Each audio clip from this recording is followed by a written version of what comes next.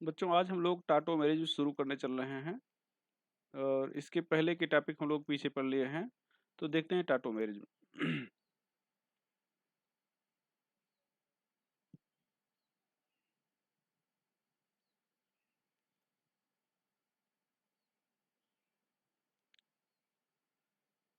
Study किया था इसकी लार ने।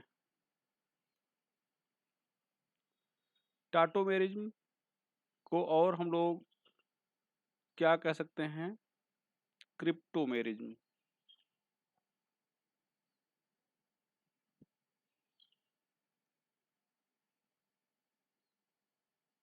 क्रिप्टोमेरिज्म,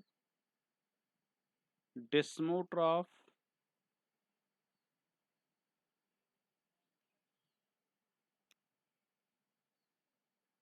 मीरोट्राफ,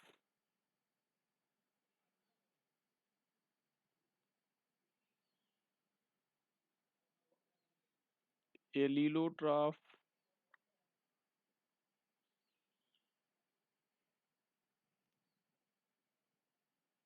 आयनोट्राफ,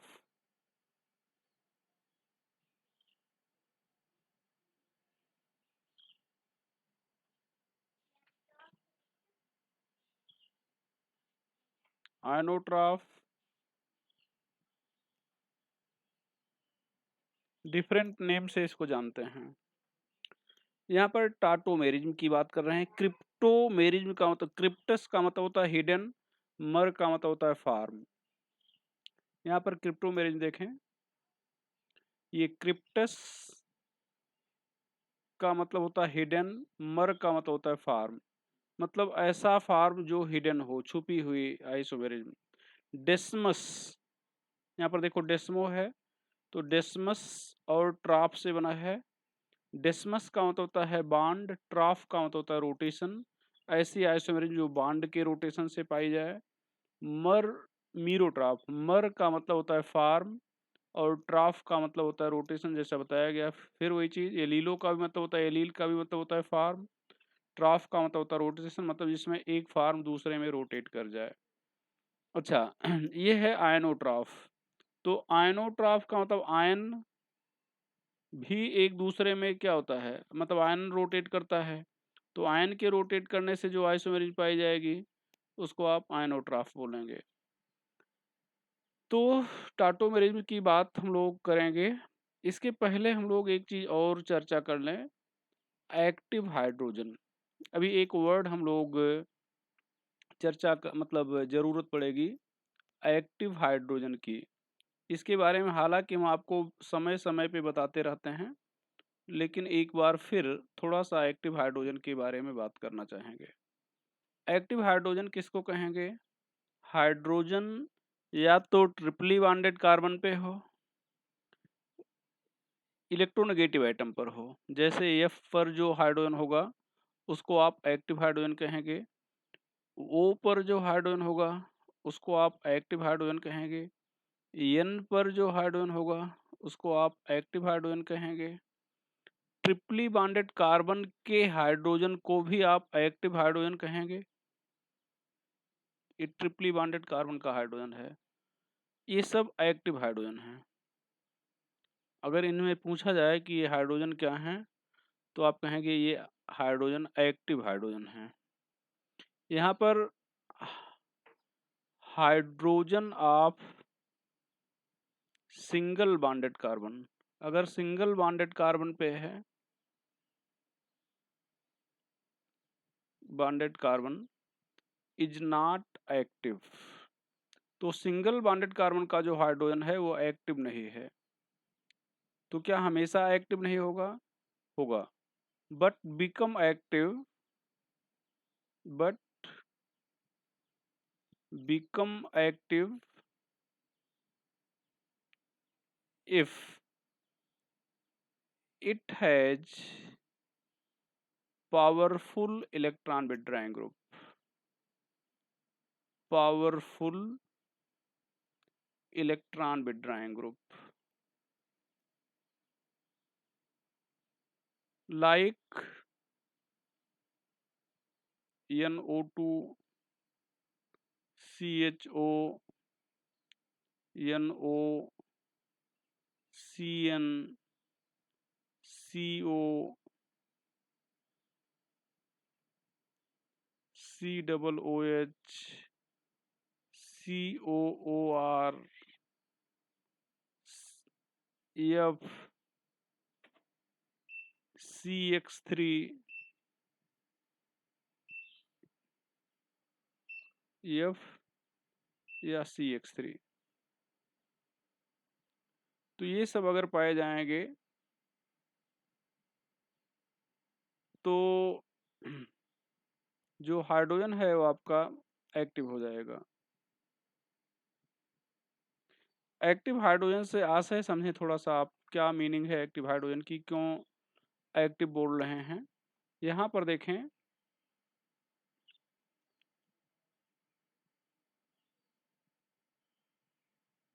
जैसे यहाँ पे आपने कार्बन लिया है, अब ये कार्बन है, ये हाइड्रोजन है, हाइड्रोजन है, हाइड्रोजन है। कार्बन की वैलेंसी 4 होती है, मतलब ये कि कार्बन किसी 4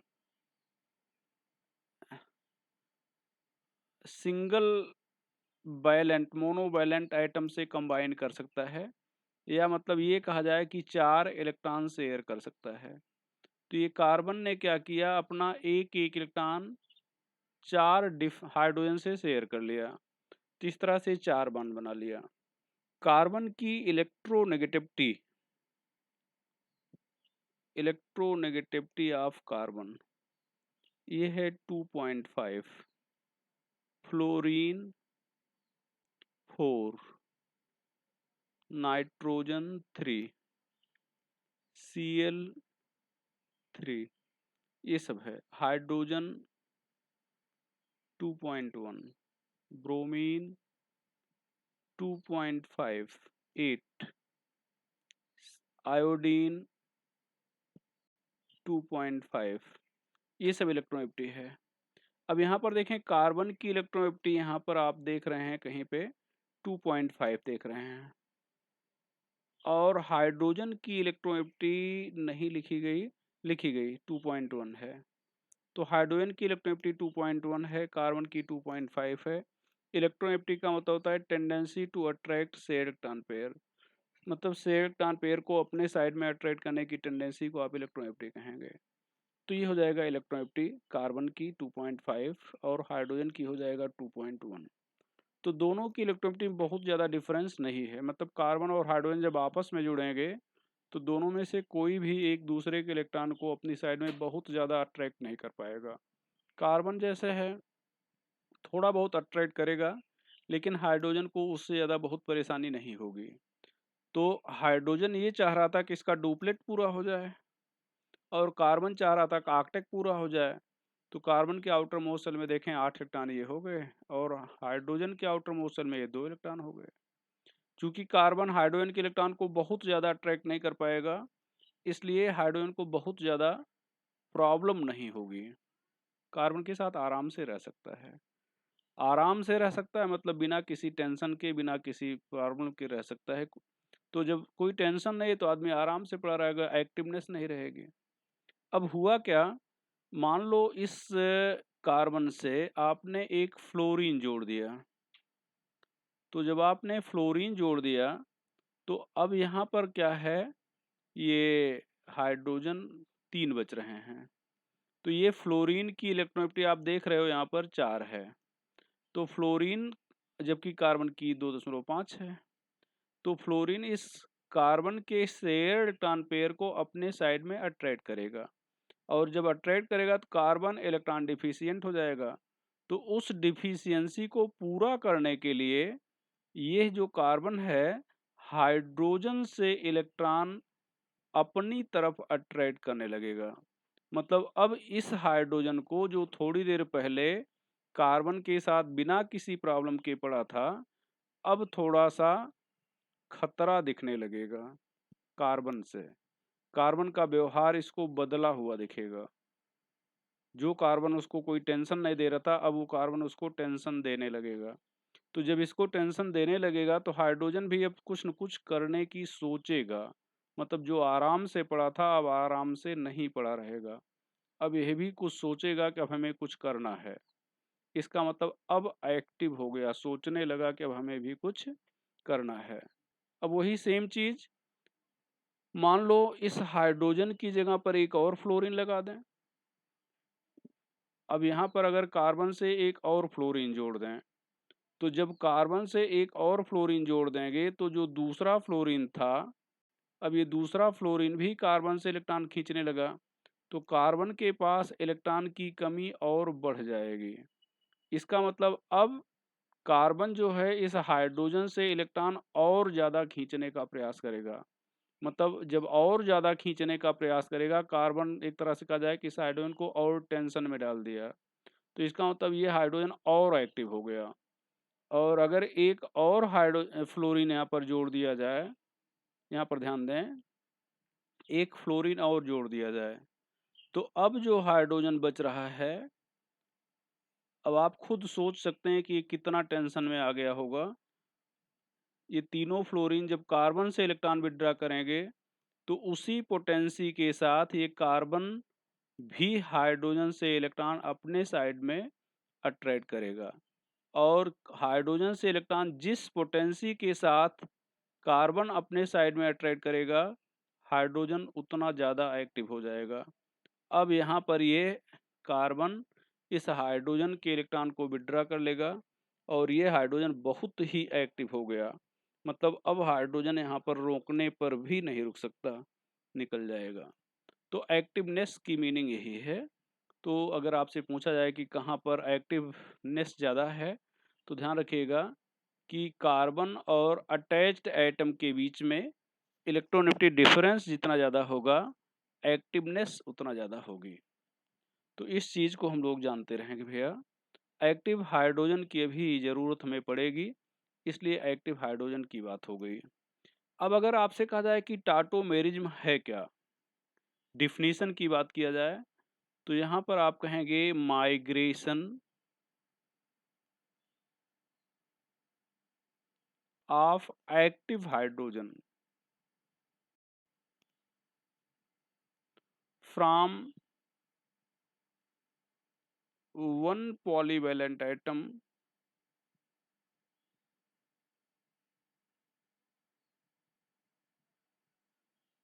to other.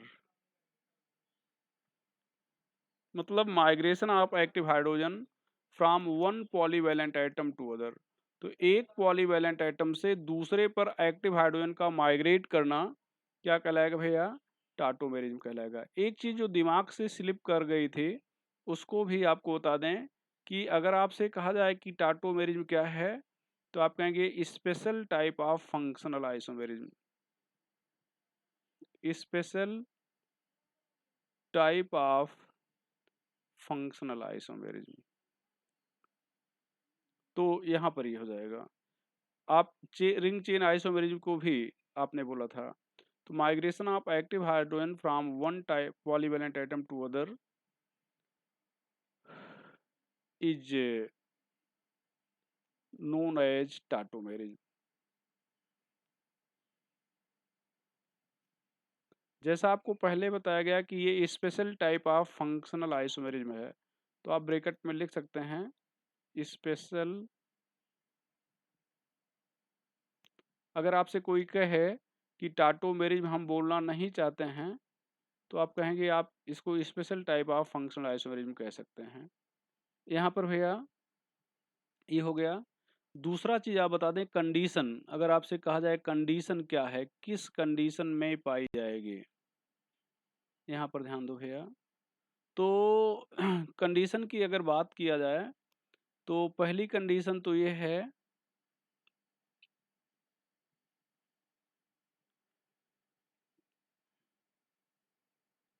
Alpha carbon of compound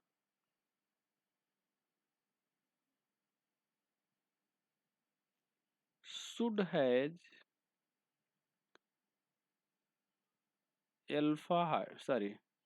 should have at least 1 hydrogen, should have at least 1 hydrogen. दूसरा, functional group of compound should have multiple bonded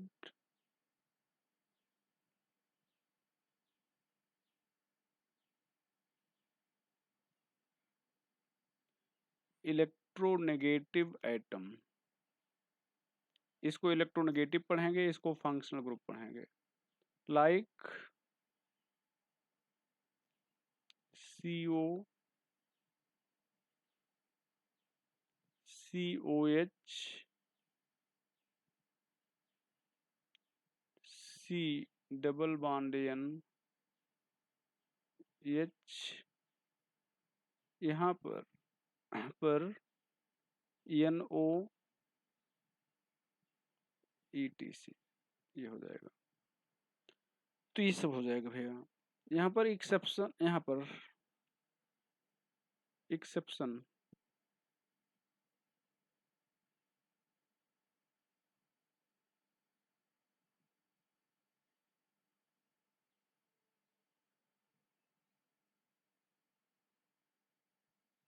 alpha hydrogen of bridge head carbon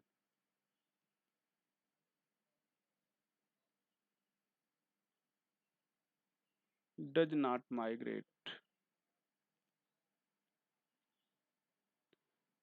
bridge head carbon आपको बताया गया था कि यहाँ पर ध्यान दो, जहाँ पर 3 लाइन जुड़ेगी उसको आप अल्फा कार्बन कहेंगे। यहाँ पर ध्यान दो,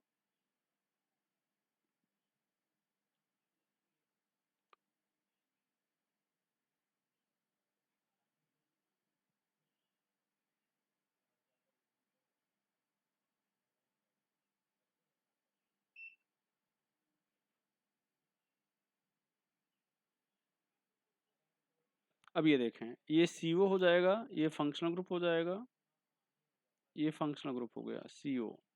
अब ये इसके रिस्पेक्ट में अल्फा कार्बन हो गया, तो यहाँ पर कार्बन 4 बॉन्ड बनाता है, 1 2 3 4, तो 4 बना चुका है, यहाँ पर हाइड्रोजन है ही नहीं है। यहाँ पर 1 2 3 बॉन्ड बना चुका है, यहाँ पर 1 हाइड्रोजन है। तो इस कार्बन को ब्रिज हेड कार्बन कहेंगे। ध्यान दो, इस कार्बन को क्या कहेंगे? Bridge head. इस कार्बन को ब्रिज हेड कार्बन कहेंगे। तो ब्रिज हेड कार्बन पे हाइड्रोजन तो है लेकिन माइग्रेट नहीं करेगा। ये एक पॉइंट हो गया। यहाँ पर alpha hydrogen of given compound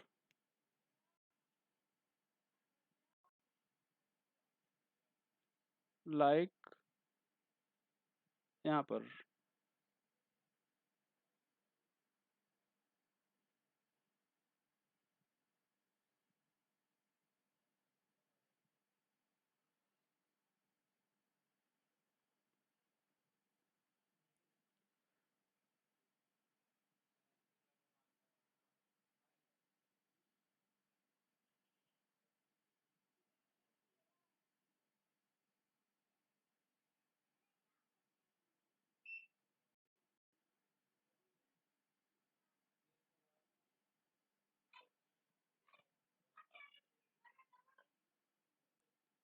ये यहाँ पर कारण क्या है कि ये ध्यान दो, ये फंक्शनल ग्रुप हो गया CO CO, ये फंक्शनल ग्रुप है।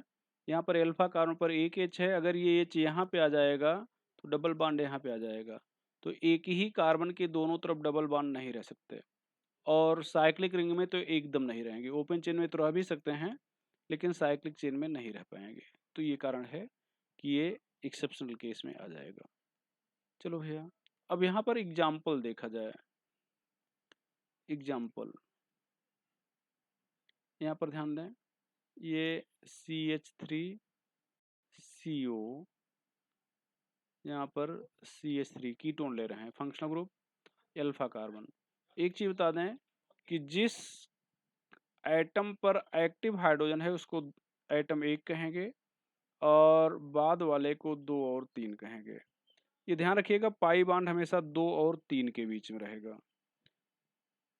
तो जब आप टाटोमर बनाएंगे, मतलब आइसोमर में इसको बदलेंगे, तो हाइड्रोजन को एटम 1 से एटम 3 पर ले जाएंगे और पाई बॉन्ड को 2 और 3 से एटम 1 और 2 के बीच में ले आएंगे।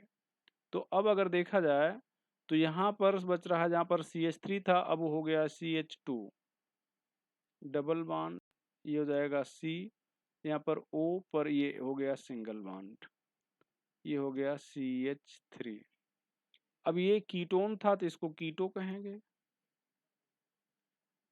और ये डबल बॉन्ड EN को इन कहेंगे, और इसी पर OH है तो इनाल कह देंगे, तो इसको कीटो इनाल टाटोमेरिज्म भी कहेंगे। अगर आपसे कहा जाए कि ये क्या है तो आप कहेंगे कीटो इनाल type of tautomerism.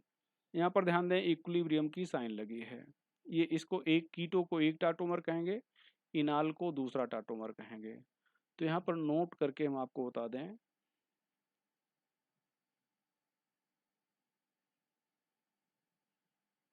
Both टाटोमर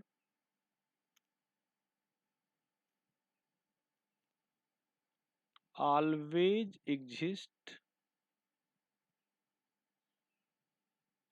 in dynamic equilibrium.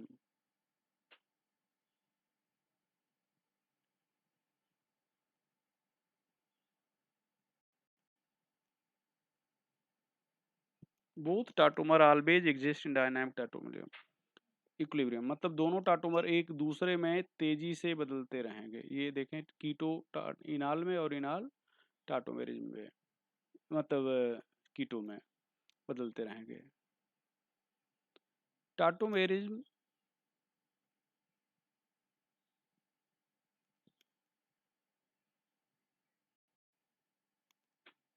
always found in liquid state.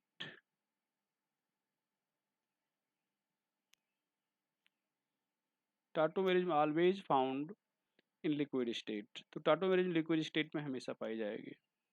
तीसरा, it is catalyzed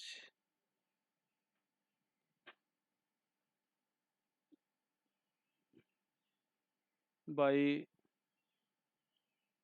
both acid and base. It is catalyzed by both acid and base.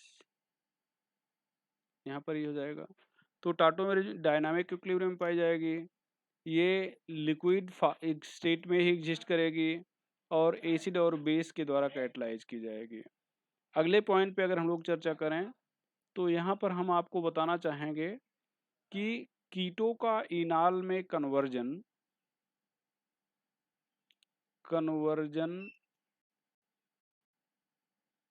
Of keto form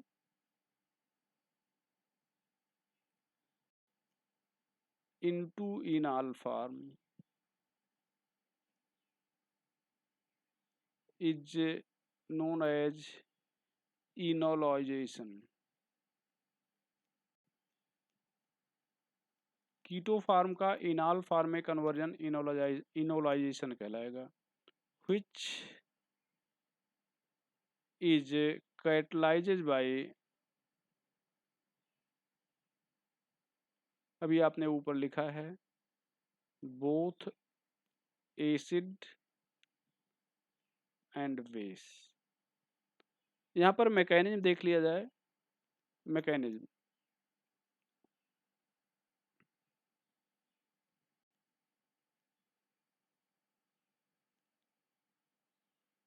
यहाँ पर ध्यान दें, CH3CO, यहाँ पर CH3, यहाँ पर आपने एसिड लिया है तो एसिड से आपको H+ मिल जाएगा। कहीं पर भी H+ लिखा जाए मतलब वो एसिडिक मीडियम है या एसिड से मिला हुआ है। तो H+ के पास इलेक्ट्रॉन नहीं है, ऑक्सीजन अपना इलेक्ट्रॉन पेयर इसको देगा तो ऑक्सीजन और H+ के बीच में बॉन्ड बन जाएगा और ऑक्सीजन पर आ जाएगा प्लस चार्ज। ये आ गया भैया। अब अगर हम लोग देखें तो ऑक्सीजन वैसे ही नेगेटिव एलिमेंट था, प्लस चार्ज आने के कारण नेगेटिविटी और बढ़ गई, तो इसलिए ये शेयर इलेक्ट्रॉन पेयर को अपने साइड में अट्रैक्ट कर लेगा। अगर ऐसा करता है तो अब यहाँ पर ध्यान दें क्या हुआ, यहाँ पर CH3, ये CO यहाँ पर H हो जाएगा, ये यहाँ पर CH3 हो जाएगा, यहाँ पर प्लस चार्ज हो जाएगा। अब इसको अगर हम फिर से देखें भैया, तो यहाँ पर हम लोग इसको जो CH3 लिख रहे थे इसको ऐसे लिख सकते हैं CH2H, यहाँ पर ये हो जाएगा OH, ये हो जाएगा CH3, यहाँ पर प्लस। तो अब ये जो इलेक्ट्रॉन पेयर है ये H का यहाँ से यहाँ पे आ गया और यहाँ से H निकल जाएगा, तो ये बन जाएगा CH डबल बॉन्ड C, यहाँ पर OH, ये हो जाएगा CH3, यहाँ पर H+ हो गया। ये कीटो था और इनाल में बदल गया। अब ये चीज हो गया भैया। अब यहाँ पर इनाल में जो O पर H आया है वो ध्यान दो कहाँ से आया है, एसिड से। अब अगर यहाँ पर ध्यान दें, मेक फॉलोइंग कन्वर्जन, मेक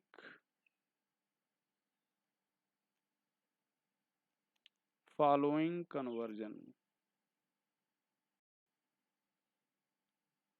तो यहाँ पर ध्यान दो बेटा। अब आप यहाँ पर जैसे CH3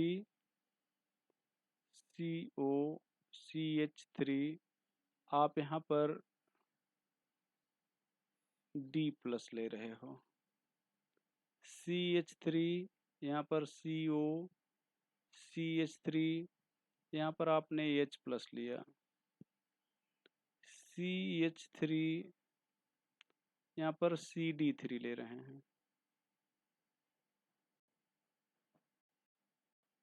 CO यहाँ पर CD3, यहाँ पर H+ लिया।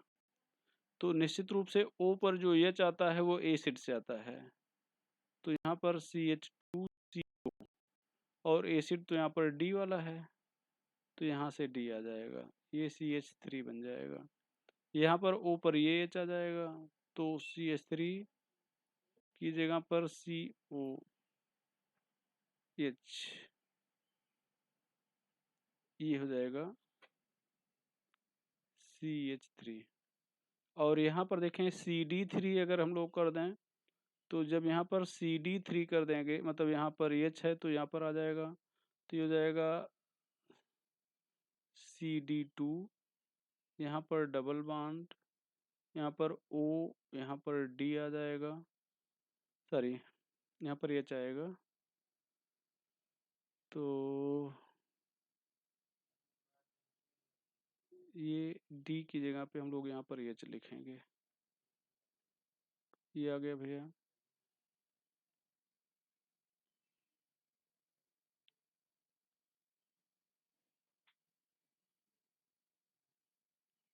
तो ये हो जाएगा CH3। इसको जानते रहेंगे आप। और भी कुछ एग्जाम्पल लिया जाए तो, और एग्जाम्पल जब हम लोग ले रहे हैं तो कीटो इनाल का ले ही लिए। यहाँ पर ध्यान दें बेटा, सेकंड एग्जाम्पल हम लोग नाइट्रोमेथेन का ले रहे हैं।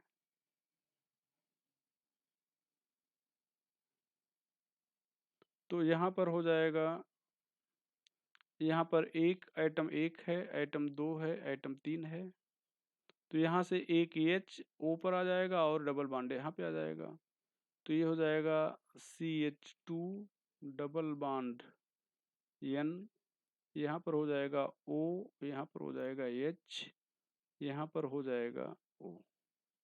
तो इसको हम लोग कहेंगे कीटो, सॉरी नाइट्रो और इसको कहेंगे AC फार्म,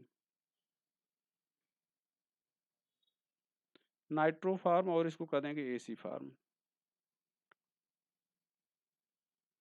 यहाँ पर ध्यान दें बेटा, थर्ड की अगर हम लोग बात करें, यहाँ पर CH3, यहाँ पर N+1O, यहाँ पर वो 1, ये हो जाएगा 2, ये हो जाएगा 3, यहाँ से O से एक, C से एक H आ जाएगा O पे, और डबल बॉन्ड आ जाएगा यहाँ पर पीछे। तो यहाँ पर हम लोग क्या लिखेंगे, CH2 डबल बॉन्ड N, यहाँ पर OH, ये हो जाएगा नाइट्रोसो, नाइट्रोसो, और ये हो जाएगा ऑक्जाइम, नाइट्रोसो, और ये हो जाएगा ऑक्जाइम। यहाँ पर CH3, यहाँ पर C, यहाँ पर N, यहाँ से एक, यहाँ से दो, यहाँ से तीन, एक H 1 से 3 पे आ जाएगा, एक H 1 से 3 पे आ जाएगा, और ये डबल बॉन्ड यहाँ पे आ जाएगा। तो यहाँ पर ये हो जाएगा CH2, यहाँ पर C double bond N H, इसको कहेंगे ईन, और इसको कहेंगे इमीन, इसको साइनाइड। ये हो जाएगा ईन और इमीन, इन इमीन। तो ये डिफरेंट टाइप के एग्जाम्पल हैं जहाँ पर आप टाटोमेरिज्म देख रहे हैं। क्वेश्चन देख लिया जाए, अभी क्वेश्चन के पहले थोड़ा सा और देखा जाए टाटोमेरिज्म के बारे में। यहाँ पर टाटोमेरिज्म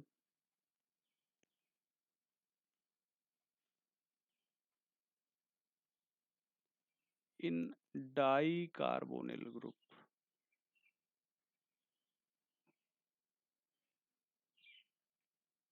टाटोमेरिज्म इन डाई कार्बोनिल ग्रुप। तो डाई कार्बोनिल ग्रुप पे हम लोग अगर टाटोमेरिज्म देखें तो देखें भैया, ये हो जाएगा CH3, यहाँ पर CO, यहाँ पर CH2 CO, यहाँ पर CH3। यहाँ पर ध्यान दें, ये फंक्शनल ग्रुप है, ये अल्फा, इसको 1 कह दें, ये भी अल्फा हो जाएगा 2, ये अल्फा 3। अब अल्फा 2 पर 2 CO ग्रुप जुड़े हैं, मतलब इलेक्ट्रॉन विड्रॉइंग ग्रुप। तो ये जो अल्फा 2 का कार्बन है ये ज़्यादा एक्टिव है। यहाँ पर देखें, इस CH3 से एक CO जुड़ा है तो ये कम एक्टिव है, इस CH2 से एक CO इधर जुड़ा है, एक इधर जुड़ा है, तो ये ज़्यादा एक्टिव हो गया, और ये CH3 से भी एक CO जुड़ा है तो ये भी कम एक्टिव है। मतलब इन तीनों में अल्फा 1, अल्फा 2 और अल्फा 3 में अगर देखा जाए तो 2 वाला कार्बन ज़्यादा एक्टिव है। तो 2 वाला ज़्यादा एक्टिव है, इसका मतलब ये देखो, यहाँ से हाइड्रोजन यहाँ से पे आ जाएगा, और यहाँ से ये जो C, ये पाई बॉन्ड यहाँ पे आ जाएगा। तो अब अगर हम लोग इसको देखें तो यहाँ पर हो जाएगा CH3, यहाँ पर C, यहाँ पर OH, ये double bond CH, CO, CH3। अब यहाँ पर देखें, ये जो CH2 वाला H है, CO पहले, ये पहला CO, ये दूसरा कह दें, तो पहले वाले CO पे गया है, ये H इधर भी आ सकता था दूसरे वाले साइड में। तो इस अगर हम लोग इधर ले जाएं दूसरे वाले साइड में, तो ये एक और यहाँ पे बन जाएगा CH3, यहाँ पर C डबल बॉन्ड O, यहाँ पर CH डबल बॉन्ड C, यहाँ पर O, और ये H आ जाएगा, ये CH3 आ जाएगा। तो अब अगर ऐसी कंडीशन है तो देखें, मतलब ये इसमें बदल सकता है और इसमें बदल सकता है, तो 2 में बदल गया। अब यहाँ पर ध्यान दो, यहाँ पर इंट्रामॉलिक्यूलर हाइड्रोजन बॉन्डिंग पाई जा सकती है, और यहाँ पर एच इधर दिखा दिया गया, इधर दिखा दिया जाए, कोई फर्क नहीं पड़ता, लेकिन थोड़ा सा हम लोग यहाँ पर देखें तो एच इधर ओ,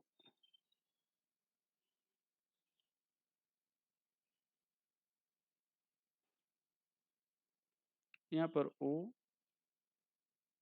और यहाँ पर H है, तो ये इंट्रामॉलिक्यूलर हाइड्रोजन बॉन्डिंग। तो यहाँ पर अगर देखा जाए तो ये 26% है और ये 74% है, मतलब इसका इनाल फॉर्म स्टेबल है। Origin intramolecular hydrogen bonding,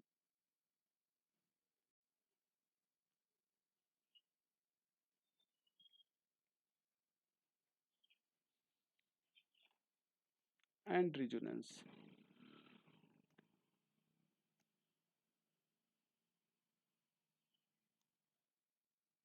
intramolecular hydrogen bonding and resonance. यहाँ पर ध्यान दें बेटा, समझिएगा बात को। अब हमारे CH3, यहाँ पर CO, ये CH2 आपने लिया था, यहाँ पर CH3 ले रहे हैं, सॉरी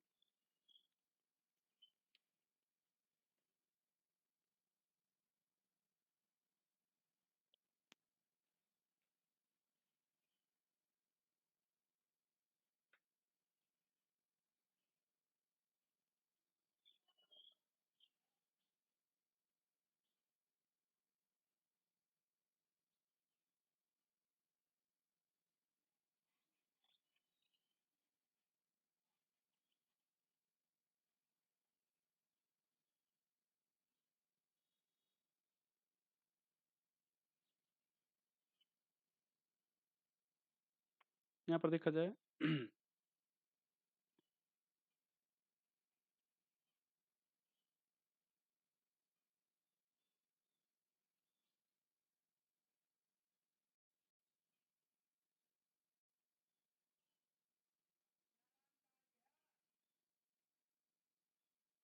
यहाँ ऊपर वाला ही कंपाउंड फिर से लिखा गया है। अब ये जो CH2 लिखा गया है, एक ये हटा के यहाँ पर आप खुद देखें, यहाँ पर हम एक ये हटाकर यहाँ पर एक F जोड़ देते हैं। तो जब यहाँ पर एक ये हटाकर हम लोग एक F जोड़ देंगे तो क्या होगा,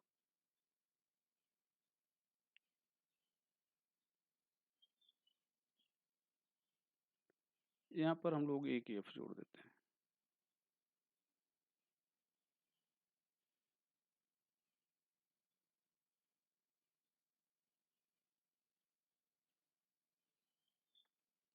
अब ये जो CO है ये तो इलेक्ट्रॉन खींच ही रहा था, इलेक्ट्रॉन विथड्राइंग ग्रुप था। ये CO भी इलेक्ट्रॉन विथड्राइंग ग्रुप था। ये जो F है ये भी इलेक्ट्रॉन विथड्राइंग ग्रुप है। तो अब ये जब F आ गया तो इसका मतलब ये जो H है यहाँ पर CH दिख रहा है, इस C का जो H है और एक्टिव हो गया। तो जब और एक्टिव हो गया इसका मतलब और तेजी से यहाँ से निकलेगा और O पर आकर जुड़ जाएगा। और जब तेजी से जाकर O पर जुड़ रहा है इसका मतलब कि इसके कीटो फॉर्म में, मतलब इनाल फॉर्म में बदलने की जो पॉसिबिलिटी है वो बढ़ जा रही है। तो अब ये ध्यान दें, यहाँ पर C, यहाँ पर F दिखा दे रहे हैं, ये CO, यहाँ पर CH3 है। अब यहाँ पर ये कितना परसेंट होगा, कितना परसेंट होगा ये तो आप याद करने की चीज़ है।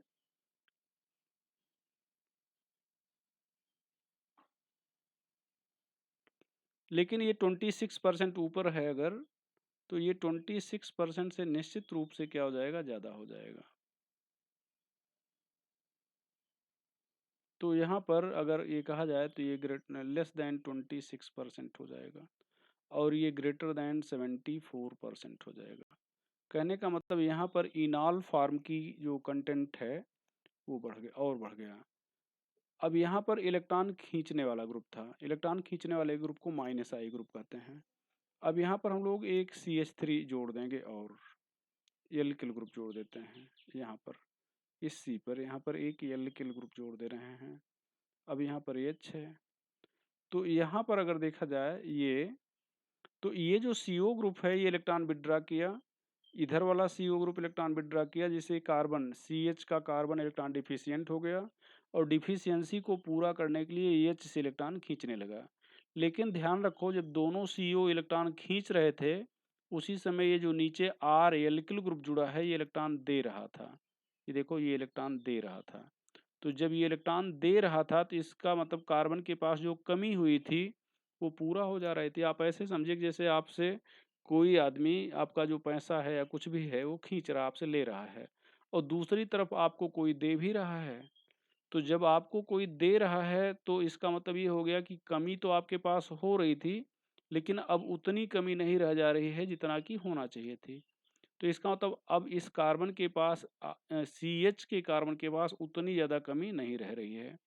तो जब उतनी कमी नहीं रही है तो ये CH का जो कार्बन है H से इलेक्ट्रॉन उतना पावरफुली नहीं खींचेगा और जब उतना पावरफुली नहीं खींचेगा तो होगा क्या कि ये जो H बहुत तेज़ी से ऊपर वाले केस में O पर जाके जुड़ा था, उतनी तेज़ी से नहीं जाएगा और जब उतनी तेज़ी से नहीं जाएगा, तो परिणाम इसका ये होगा कि जो कीटो फॉर्म है, वो इनाल में तो ज़रूर बदलेगा लेकिन जो पॉसिबिलिटी है इनाल में जाने की, वो क्या हो जाएगी? कम हो जाएगी। तो कहने का मतलब ये हो गया कि जो ये प्लस आई ग्रुप है, इसको हम लोग प्लस आई ग्रुप कहेंगे। यहाँ पर ध्यान दें ये R जो है ये प्लस आई ग्रुप है। ये प्लस आई ग्रुप। तो प्लस अच्छा यहाँ पर अगर आपसे कहा जाए कि कितना होगा तो ये 26% से ज़्यादा होगा। 26% से ज़्यादा होगा। Greater than 26%।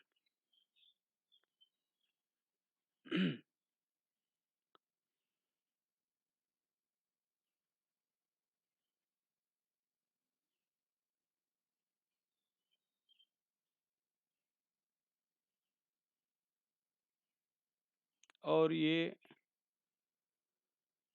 लेस देन 74% हो जाएगा। ये चीज़ हो गया। अब यहाँ पर ध्यान दो बेटा, एक और चीज़ हम लोग देखें। यहाँ पर CH3CO, CH2, ये CO, ये OC2H5 हो जाएगा। अब ये ध्यान दो, ये COO, ये H यहाँ से जाएगा, यहाँ पर जुड़ जाएगा।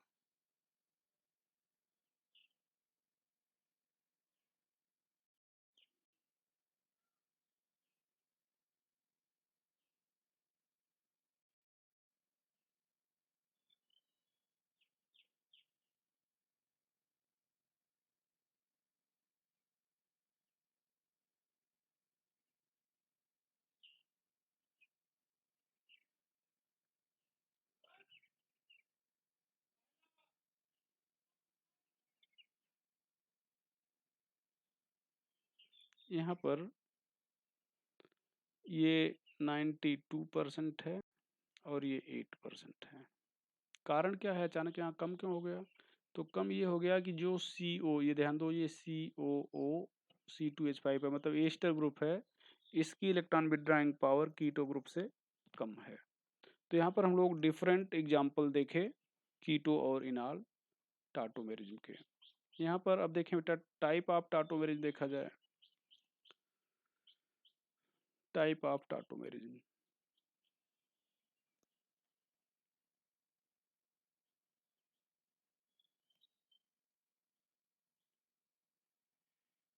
To type.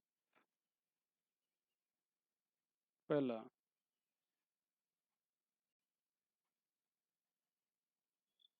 Diet type, R12 type.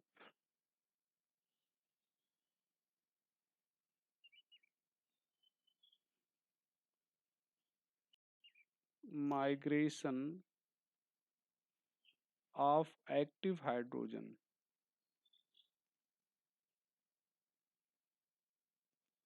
occur from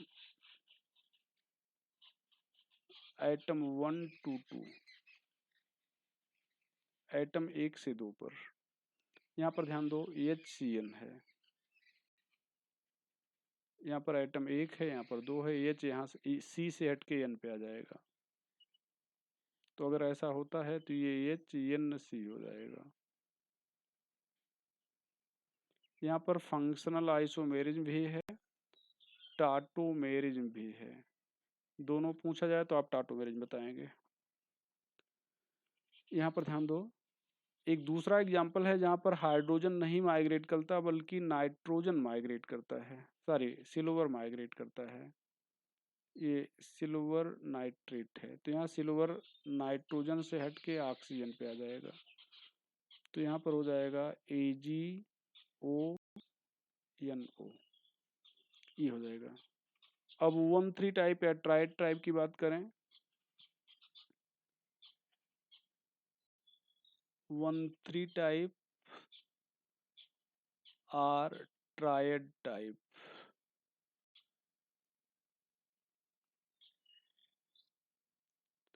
migration of active hydrogen occur from atom 1 to 3. Most of example of most of example of organic chemistry.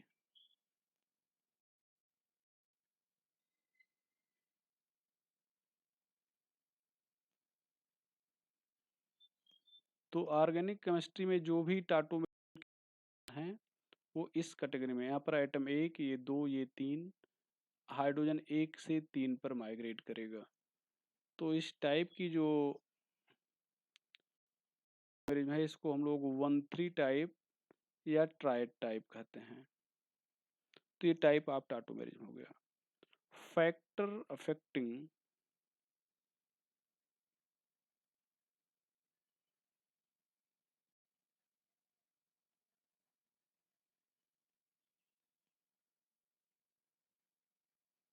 कीटोइनॉल content.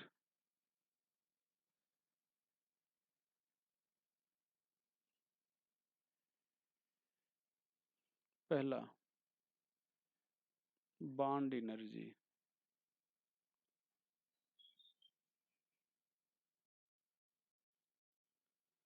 Bond energy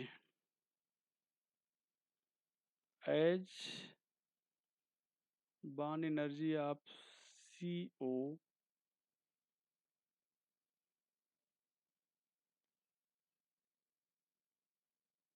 greater than C double bond C, C double bond C.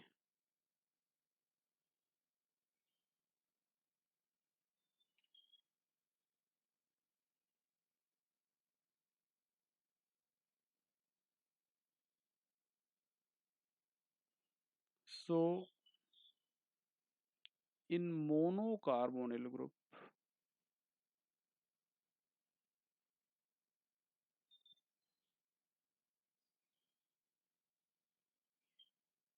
keto is greater than enol।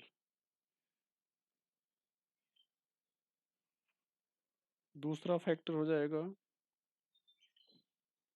दूसरा factor भैया hydrogen bonding.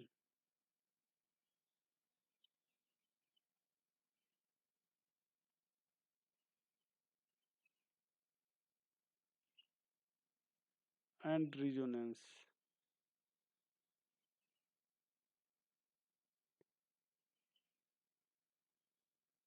Both increases stability. ये दोनों चीजें stability increase करती हैं। Hence increases the content of tautomer in which they exist, mostly in mostly in dicarbonyl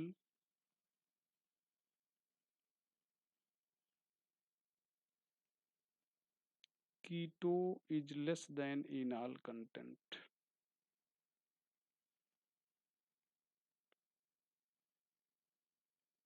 due to above reason.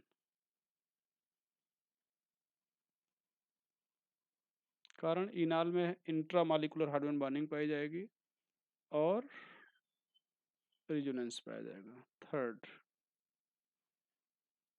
Nature of solvent.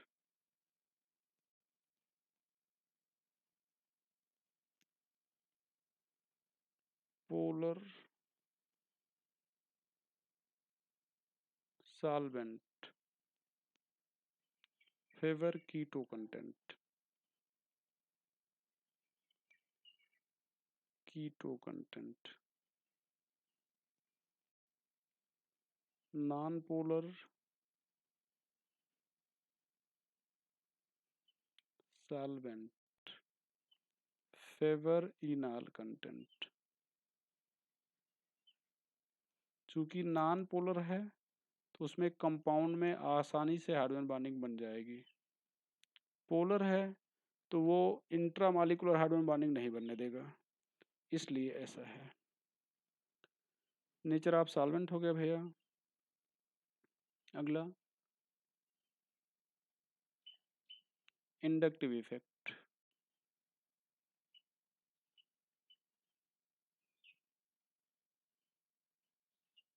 Inductive effect plus I पढ़ाया जाएगा आपको आगे ये कीटो कंटेंट को।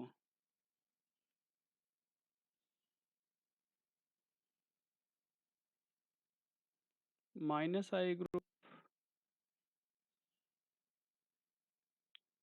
Favour enol content.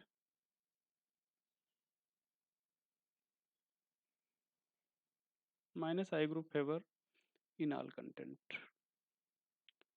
अभी आप यहाँ पर देख रहे थे, ये ध्यान दो, यहाँ पर ये जो एफ है, ये एफ, ये माइनस आई ग्रुप है। यहाँ पर देखो ये कीटो कंटेंट घट गया है, ठीक है, ये परसेंट यहाँ पर होना चाहिए था। और ये प्लस आई ग्रुप है, देखो यहाँ पर 26% ज़्यादा हो गया है। तो प्लस आई ग्रुप कीटो कंटेंट को फेवर करेगा और माइनस आई ग्रुप इनाल कंटेंट को।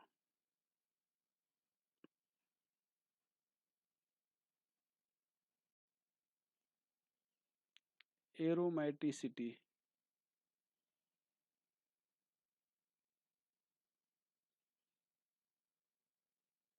इफ यानी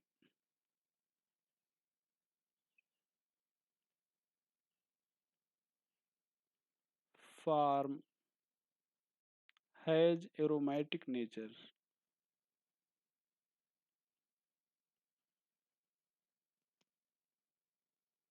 then its content increases। यहाँ पर ध्यान दें, ये फिनाल है,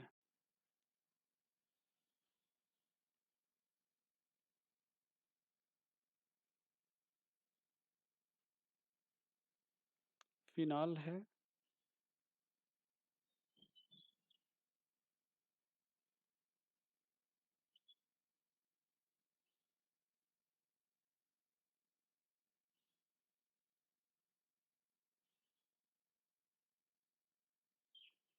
ये साइक्लोपेंटा,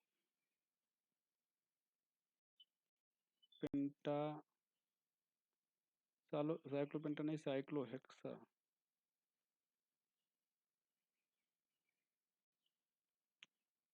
डाइईन कीटोन है और ये फिनाल है, दोनों एक दूसरे के टाटोमर हैं। ये चीज़ हो गया भैया। तो ये फैक्टर्स हैं जो एक दूसरे को, बॉन्ड एनर्जी हो गया, हाइड्रोजन बॉन्डिंग हो गया, नेचर ऑफ सॉल्वेंट हो गया, और इंडक्टिव इफेक्ट हो गया, एरोमेटिसिटी हो गया, ये हो गया। नोट करके, नोट करके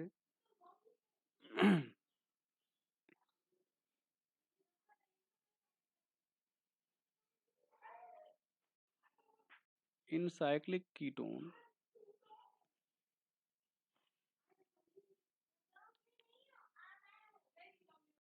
1,2 keto form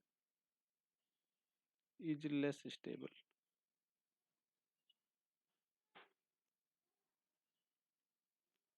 than its enol form.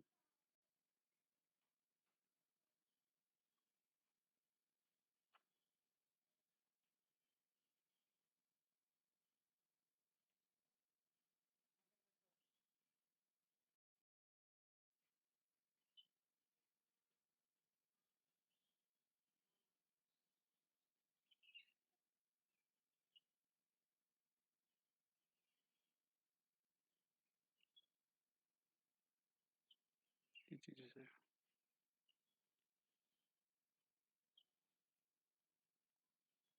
दूसरा, in open chain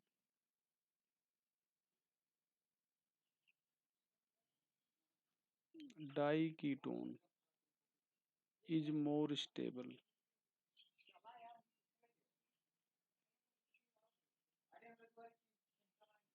than enol form.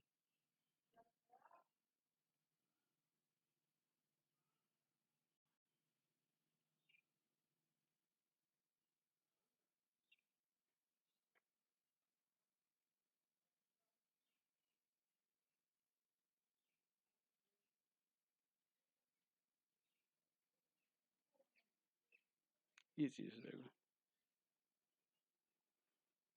एक क्वेश्चन,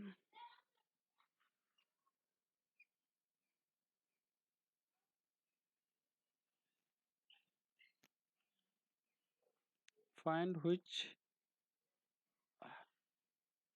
has no tautomerism.